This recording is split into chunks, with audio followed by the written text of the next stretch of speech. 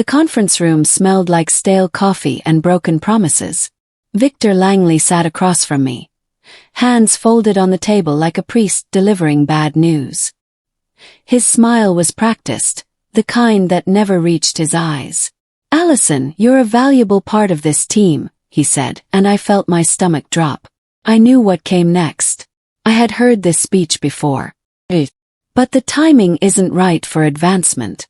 Budget constraints. Strategic realignment. The words floated past me like smoke. He nodded, smiled. I thanked him for his time. Inside, something fractured. Not loudly, not dramatically, just a quiet snap like a bone breaking underwater. As I walked back to my desk, my hands were steady. My face was calm. But behind my eyes, a door had closed. This was the third year Victor had blocked my promotion. And this time I wasn't going to ask why anymore. I was going to find out how. 3 years ago I believed in the system. I believed that hard work spoke for itself, that excellence created its own ladder. When Victor first denied my promotion, I accepted his explanation. "The budget froze," he had said, looking genuinely apologetic. "Next cycle, absolutely. You're at the top of the list." I worked harder. I stayed late fixing broken processes. I volunteered for the projects nobody wanted. I trained new hires, improved systems, saved thousands in unnecessary spending. 6 months later, Victor congratulated me in front of the whole team. He praised my dedication, my innovation, my leadership. Then he promoted Kyle, a guy I had personally trained, who had been with the company half as long as me. "Kyle brings fresh perspective," Victor explained privately. Smiled. I congratulated Kyle. I went home and cried in my car.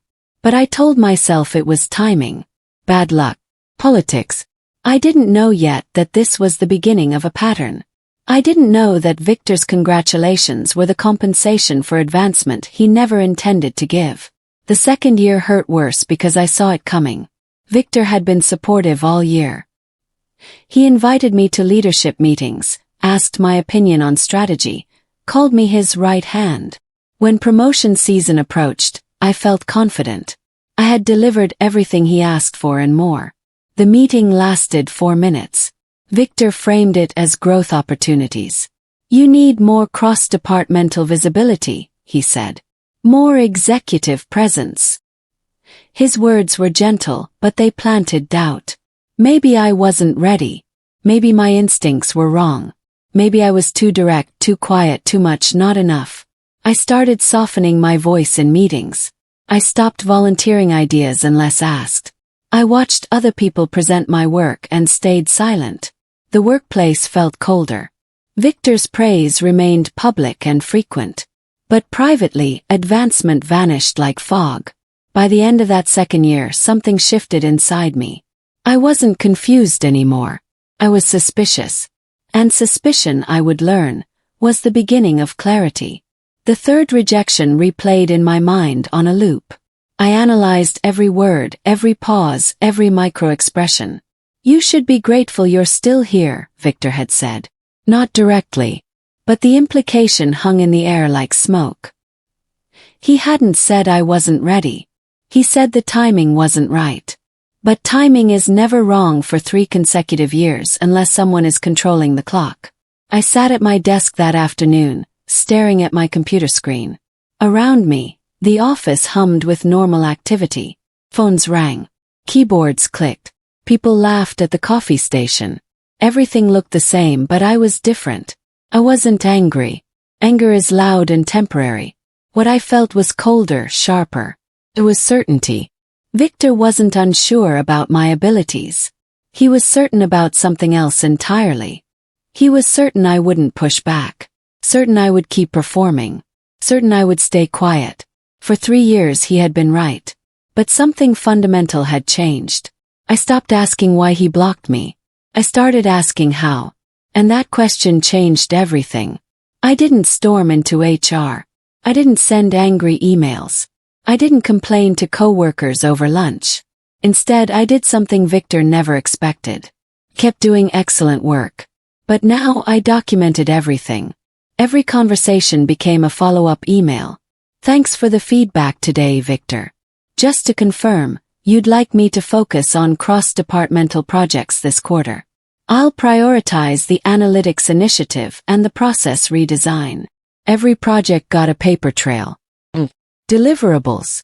Results. I created a simple folder on my personal drive. Nothing dramatic. Just facts. When Victor praised my work in meetings, I noted it. When he shifted expectations mid-project, I noted it. When praise never translated into advancement, I noted that too. I wasn't building a case. Not yet. I was just watching the patterns emerge like shapes in fog. And what I saw made my blood run cold. The problem wasn't me. Had never been me. Victor's words said one thing. His actions revealed something else entirely. The truth was hiding in plain sight. I just needed someone else to see it. 4 months after the third rejection, I discovered something that made my hands shake. I was updating our department's org chart when I noticed a discrepancy. The senior analyst role, the position Victor kept saying I was almost ready for, had a strange history. I pulled up archived documents, old planning files, internal memos. The role had been posted, then pulled, then redefined, then delayed. 5 times in 3 years. Every time I asked about it, Victor had an explanation. Budget review. Strategic pause. Restructuring. Each reason sounded legitimate in isolation. But together they formed a pattern. The role wasn't being delayed by circumstances. It was being held hostage. I cross-referenced the timeline with my performance reviews. Every time I hit a major milestone, the role requirements mysteriously changed. When I built the new tracking system, suddenly the role needed broader technical skills. When I improved our client satisfaction scores, suddenly it needed different stakeholder relationships. The goalposts weren't just moving. They were being dragged away by someone who needed them always out of reach. Victor never intended to promote me. The role was bait, and I had been chasing it for 3 years. The truth arrived like cold water. I wasn't being blocked because I was weak. I was being blocked because I was too capable. Victor's department ran smoothly because I fixed what broke. Projects succeeded because I anticipated problems. New hires became productive because I trained them properly. If Victor promoted me, he would lose the person quietly holding his world together. I was the foundation he couldn't risk disturbing. Promoting me meant either losing me to another department or having to replace the invisible labor I provided. And Victor knew, somewhere deep down, that he couldn't replicate what I did. So he kept me close. He praised me publicly so I wouldn't leave. He blocked me privately so I wouldn't grow beyond his control. I wasn't overlooked. I was contained. The realization should have made me angry. Instead, it made me calm. Anger clouds judgment. Clarity sharpens it. Now I understood the game. And understanding the game meant I could finally play it. But I wouldn't play Victor's way. I would play mine. Quietly. Carefully. With perfect documentation. The quarterly leadership update happened in the main conference room. Department heads presented their progress to senior leadership. Victor stood at the front, clicking through slides with practiced confidence. Our client satisfaction scores improved by 18% this quarter, he announced. I recognized those numbers. I had built the tracking system. I had analyzed the data. I had written the recommendations that drove the improvement. Victor's slide showed the results. My name appeared nowhere. We've reduced project delays by 30% through better resource allocation, he continued. I had designed that allocation framework. I had trained the team on it. I had troubleshot every implementation problem. Victor presented it as departmental achievement. Not a lie technically, just strategic omission. The leadership team applauded. The VP nodded approvingly. Victor smiled. I sat in the back row watching. My face showed nothing. But inside something crystallized. This wasn't the first time. I pulled out my phone and opened my notes. Meeting after meeting, presentation after presentation, the pattern held. Victor's successes were built on uncredited labor. My uncredited labor. I didn't interrupt. I didn't correct him. I just added one more entry to my documentation. Because the truth I was learning didn't need to be shouted. Just needed to breathe. I changed my approach after that meeting. No confrontations. No accusations. Just subtle shifts that let reality speak for itself. When Victor mentioned project successes in emails, I replied with cheerful support, copying wider teams. Thanks, Victor. Happy to walk through the methodology with anyone interested in replicating the results. In meetings when he presented work, I asked clarifying questions. Not aggressive ones, helpful ones. Just to make sure I can support any follow-up questions. Did you want me to prepare the detailed analysis? I started documenting my contributions in shared spaces. Project folders. Status updates. Team channels. Nothing dramatic. Just clear attribution. Allison completed the framework design. Allison built the tracking tool. Allison trained the implementation team. Victor couldn't object. These were facts. But facts, when arranged properly, tell stories. Slowly, people began noticing discrepancies. A project manager asked why I wasn't presenting work I had clearly led. A colleague mentioned being surprised at who actually built a tool Victor had described as our team's achievement. I never corrected anyone directly. I just let the truth surface naturally, like oil rising through water, and people started watching more carefully. The shift happened during a cross-departmental planning session. The VP, a sharp woman named Diane Kerrigan, was reviewing project pipelines. He turned to Victor. The client analytics initiative performed exceptionally well. Walk me through your team's approach. Victor launched into explanation, hitting the high points with polished delivery. Diane listened, then turned unexpectedly to me. Allison, you worked on this, correct? I saw your name in the project files. The room went quiet. This wasn't accusatory, just casual curiosity. But everyone felt the weight of it. Yes, I said simply. I designed the framework and led the implementation. What was the biggest challenge? Dan asked. I answered honestly. Only. Factually. I described the technical obstacles, the stakeholder concerns, the solutions we developed. I didn't shade the story. I didn't diminish Victor's role. I just stated what happened. When I finished, Diane nodded thoughtfully. Impressive work. She moved on to the next topic. The meeting continued normally, but something fundamental had shifted. People's eyes moved differently now, tracking between Victor and me with new awareness. After the meeting, Victor caught my arm in the hallway. That went well, he said, smiling. His grip was just slightly too tight. Smiled back. Thanks. Always happy to provide context. His eyes searched my face for something. Defiance. Challenge. Anger. He found nothing but professional pleasantness. And that, I could tell, worried him more than anything. Victor started watching me differently after that meeting. Not obviously. Nothing I could point to and name. But his attention had a new quality, like a cat tracking movement in tall grass. He dropped by my desk more often, asking casual questions about project status. His compliments became more frequent, more specific, more performative. Allison, your attention to detail is remarkable, he would announce in team meetings. I don't know what we'd do without you. Where praise used to feel genuine, now it felt calculated. Like he was marking territory, reminding everyone of the hierarchy. I responded with professional warmth, the way I always had. But I could feel the shift. Victor was tightening control, except control requires leverage. And the leverage he used to have over me, the promise of future advancement, meant nothing anymore. I had already seen behind the curtain. I knew the promotion was never real. Without that carrot, all he had left was observation.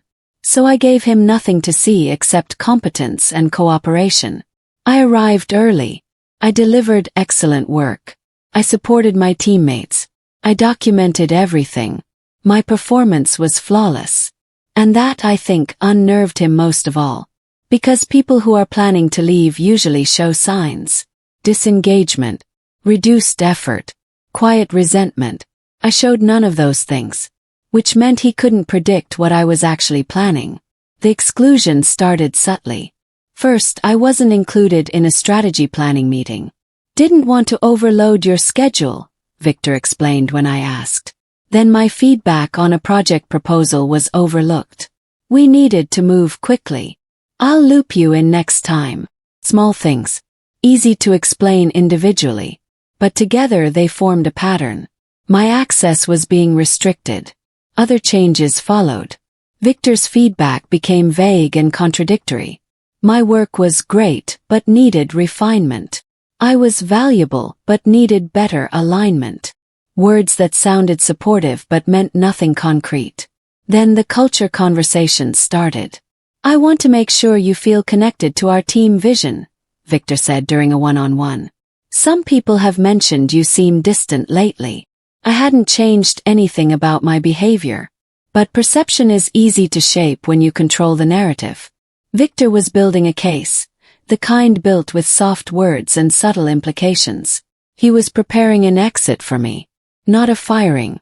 That would raise questions. But a managed departure. It's just not the right fit anymore. She decided to pursue other opportunities. I could see it forming like storm clouds. And for a moment, watching his careful maneuvering, it felt like Victor was winning. But I had one advantage he didn't know about. I had been preparing for this exact scenario. And my preparation ran deeper than his. The warning came from Preston, a peer who had always been decent to me. We grabbed coffee, and he leaned in with genuine concern. Allison, I'm hearing things. Leadership discussions about fit, about direction. I think Victor's building something. His voice dropped. You might want to start looking. Get out before this gets messy. Other friends said the same thing. Don't let them push you out. Leave on your terms. Their advice was well-meaning. They had seen this story before. The capable employee who asks too many questions, who makes management uncomfortable, who gets quietly managed out. I thanked them sincerely. And I did start looking. He updated my resume. I took calls from recruiters. I went to networking events. Within 3 weeks, I had genuine interest. A senior role at a competitor. Better title. Better pay. Clear advancement path. The offer would come within days, I could tell. For a moment, sitting in my apartment looking at the draft offer letter, it felt like Victor had won. He was going to push me out and I was going to leave. Exactly what he wanted. Except for one critical detail. I wasn't leaving because I was defeated. I was positioning myself for leverage. Because the question wasn't whether I would leave. The question was when. And I needed the timing to be perfect. The external offer arrived on a Wednesday. Senior analyst, 15% salary increase, clear promotion track, strong team culture. Everything I had wanted from my current role. Everything Victor had dangled but never delivered. I read through the offer twice. It was good. Really good. The kind of opportunity most people would accept immediately. I didn't accept it. Not yet. I called the hiring manager and asked for a week to consider. She agreed easily. Take your time. We really want you. I put the offer letter in my desk drawer, under a folder of project notes. Then I went back to work like nothing had changed. Because I had learned something important over 3 years of watching Victor operate. Timing is everything. Moving too early meant leaving without impact. Victor would spin my departure as a personal choice, proof that I wasn't committed, evidence that his concerns about fit were valid. But moving at exactly the right moment, that could change everything. I just needed one thing to happen first. I needed leadership to ask the right question. Not to me. About me. And I needed to be ready with the answer. So I waited. Patient. Prepared. While the clock ticked down on my external offer, I kept my documentation current, my performance flawless, and my expression perfectly neutral. The opening came unexpectedly, the way real opportunities usually do. Diane Carrigan, the VP, sent me a calendar invite. 30-minute conversation, no agenda listed. My heart rate picked up but I kept my face calm. When I entered her office, she gestured to a chair. "Thanks for making time, Allison. I wanted to get your perspective on something." She pulled up a project report on her screen. "I've been reviewing execution across departments. Victor's team shows strong results, but I'm seeing some gaps between planning and delivery. Timelines that should be faster. Handoffs that seem inefficient." She looked at me directly. "You're close to the operations. What am I missing?" This wasn't an accusation. It was genuine curiosity. Diane had built her career on understanding systems. And something in Victor's system wasn't adding up. I could have deflected. Could have protected Victor with vague reassurances. Could have stayed safe. Instead, I chose clarity. "I can walk you through the execution timeline if that would help," I said. "I have detailed documentation of the process flow." Diane's eyes sharpened with interest. "That would be useful." I didn't badmouth Victor. I didn't complain. I just pulled up my files and started presenting facts. Deliverables. Decision points. Who did what, when, and how. Diane listened without interrupting. And I watched her face as the pattern emerged. I laid out the timeline with surgical precision. No emotion. No blame. Just documentation. The Client Analytics Initiative was proposed in March of last year. I began pulling up meeting notes. Initial framework design completed by mid-April. I presented 3 options with cost-benefit analysis. I showed the email thread. Victor approved option 2. Implementation began in May.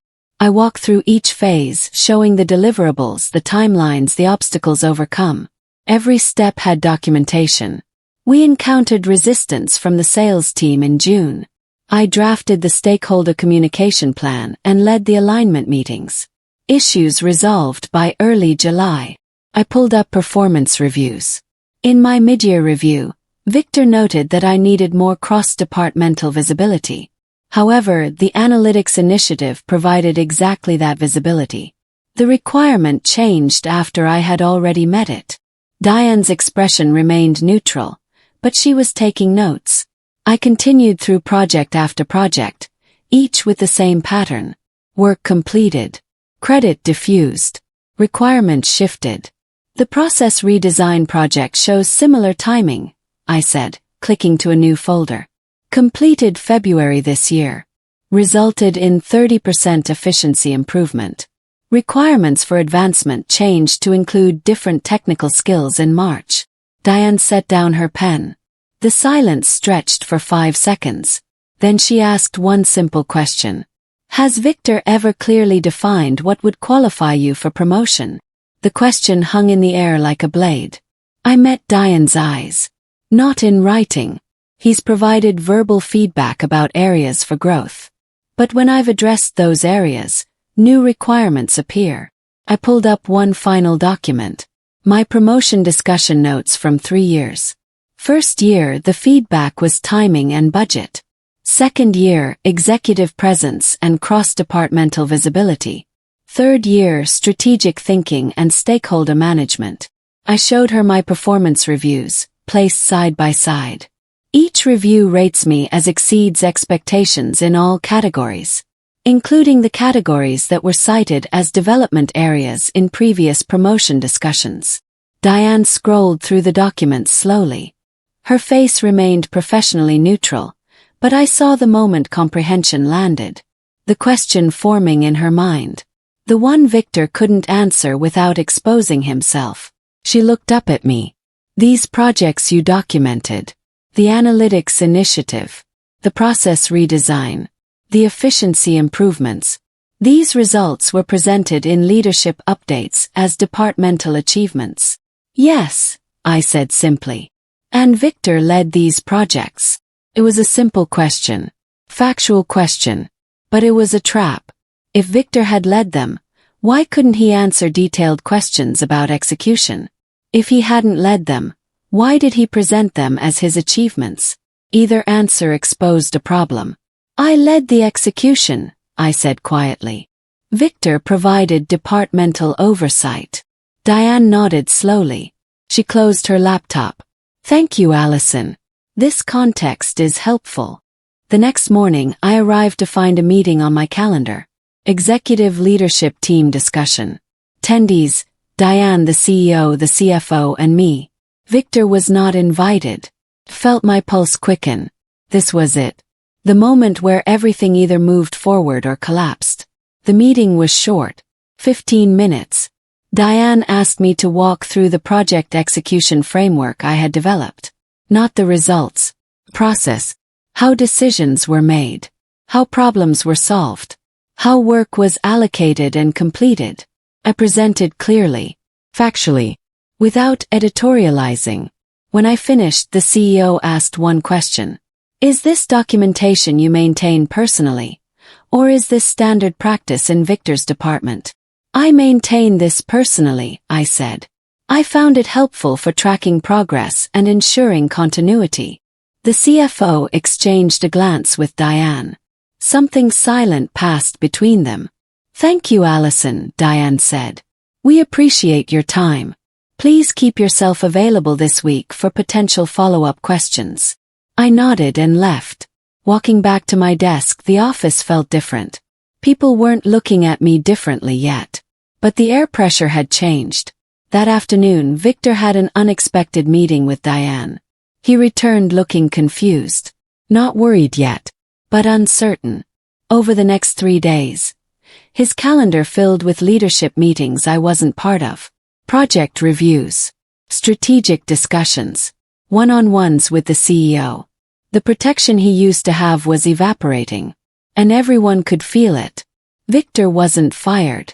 That would have been too obvious, too dramatic. Instead, something subtler happened. His authority drained away like water through sand. First, project approval processes changed. Decisions Victor used to make alone now required cross-departmental review. Then project assignments shifted.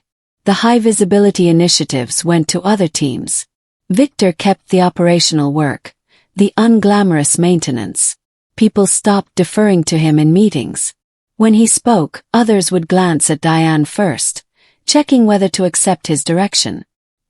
His opinions, once treated as decisions, became suggestions to be validated. The change was devastating precisely because it was silent. No announcement, no confrontation. Just a systematic removal of the power he had wielded for years. I watched it happen without intervention. This wasn't my doing, not directly. This was leadership correcting course once they saw the map clearly. Victor began looking haggard. The confident smile disappeared. He stopped initiating contact with me, stopped dropping by my desk. Then, 3 weeks after my conversation with Diane, Victor sent me a meeting request. Subject line: quick conversation. My stomach tightened. This would be interesting. When I entered the conference room, Victor looked smaller somehow. Worn down. He gestured to a chair. Allison, I wanted to talk with you about something sensitive. Victor cleared his throat. His hands fidgeted with a pen.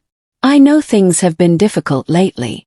The department restructuring, the new approval processes. He paused. Leadership has been asking me questions about project execution, about roles and contributions. They seem to have some misconceptions. He looked at me directly. I think there's been a communication breakdown. Some misunderstanding about how our team operates. I stayed silent, letting him continue. I'm hoping you might help clarify things. If Diane asks you about projects, about decision-making, maybe emphasize the collaborative nature of our work. Highlight the team's success rather than individual contributions. He leaned forward. We've worked together successfully for years. I've always valued your input. I'd hate to see that partnership damaged by miscommunication. The request hung in the air. He was asking me to soften the narrative, to blur the attribution, to protect him from the truth that was finally surfacing. The power reversal was complete. For 3 years, I had needed Victor's approval for advancement. Now Victor needed my silence for survival. I could have gloated, could have delivered a revenge speech, could have listed every betrayal, every blocked promotion, every stolen credit. Instead, I kept my voice professional. Victor, I've only provided factual information when asked. Project timelines, deliverables, execution details. I think continuing to provide accurate information is the right approach.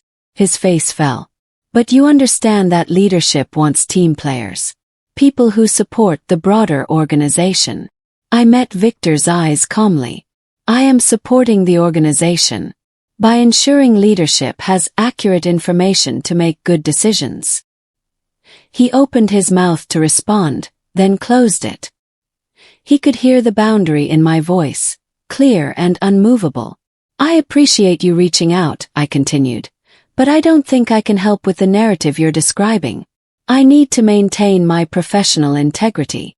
Victor's jaw tightened. I see. He stood up abruptly. Well, I hope you're prepared for the consequences of that choice. This organization values loyalty. I value honesty, I said quietly. I think that's a form of loyalty too. The meeting ended. Victor left first, his footsteps heavy in the hallway.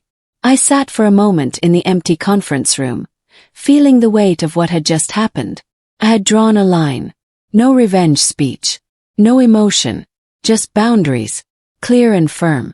The choice about my future was mine now. Not forced by Victor's manipulation. Not dictated by his timeline. 3 days later, Diane scheduled another conversation with me. This one had a different tone entirely. When I entered her office, she was smiling. Allison, thank you for your patience during this review period. I want to discuss your future with the organization. Diane pulled up an organizational chart on her screen. We've been evaluating department structure and leadership effectiveness. Based on that evaluation, we're creating a new role. She turned the screen toward me. Senior Strategy Analyst reporting directly to me. Clear scope. Clear authority. Oversight of cross-departmental initiatives and performance optimization. My breath caught. This was the role I had been chasing for 3 years. But different. Better. The position comes with a 25% salary increase and a place in leadership planning meetings. You would have direct input into strategic decisions and resource allocation. She looked at me directly. You've demonstrated the capability for this role repeatedly. We should have seen it sooner. I apologize that we didn't. The apology was unexpected. Unnecessary but meaningful. The role is yours if you want it, Diane continued. I know the past few years have been frustrating. I understand if you're considering external options. But I hope you'll consider staying. I sat back in my chair. The offer was real, formal, everything I had wanted. And yet I found myself pausing. Not from doubt. From the sudden realization that I had a choice. Real choice. The external offer was still open, sitting in my drawer. I could leave with validation and a better title. Or I could stay with real authority and the satisfaction of seeing justice done. Both paths were mine to choose. It took 2 days to decide. I met with Diane again. I appreciate the offer, I said carefully. Before I accept, I need to understand the reporting structure. Will Victor still have any oversight of my work? No, Diane said firmly. This role operates independently. Victor will remain in his current position with reduced scope. His performance is under review. That was the answer I needed. Accepted the role. Not because I needed to prove something to Victor. Not for revenge. Because it was the right move for my career. The role was real. The authority was real. And I would be positioned to make actual impact. The announcement went out the following Monday. My promotion to Senior Strategy Analyst, reporting to the VP. The team responses were mixed. Genuine congratulations from peers who had watched my work. Awkward silence from people who had benefited from Victor's credit-taking. And from Victor himself, nothing.